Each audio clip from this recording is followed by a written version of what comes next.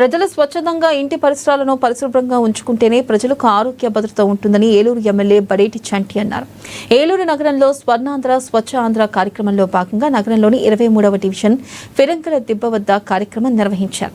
ఇక ముఖ్య అతిథిగా వచ్చిన బడేటి చంటి నగరపాలక సంస్థ మేయర్ షేక్ నూర్జహాన్ పెదబాబులు ముందుగా ఆంజనేయ స్వామి గుడిలో ప్రత్యేక పూజలు నిర్వహించారు.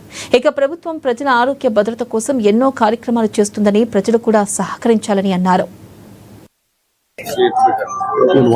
సహాయం చేస్తుందని నమ్ముతూ ఈ రోజు నుండి నా తోటి వారికి కూడా సామూహిక పరిశుభ్రత కొరకు ఇప్పుడు మీకు అందరికీ కూడా తెలియవచ్చు దీని వల్ల ఏం జరుగుతుంది ముందనేది.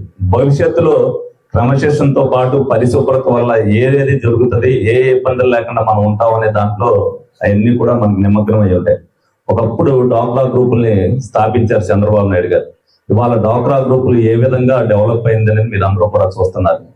అందులో భాగంగానే ఈ రోజున మరి వ్యక్తిగతంగా ఏదైతే మూత్ర విసర్జన కానీ మల విసర్జన కానీ బయట చేయకోకుండా ఉండాలి.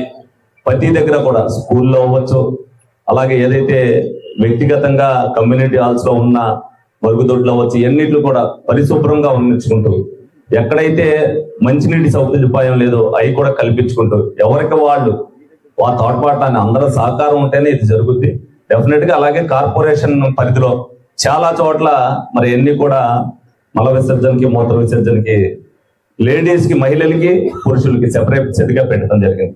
అవి కూడా ఇవాళ చాలా టెక్నాలజీతో మన ఇంట్లో కంటే గొప్పగా ఉండేటట్టుగా అవి మెయింటైన్ చేస్తున్నారు.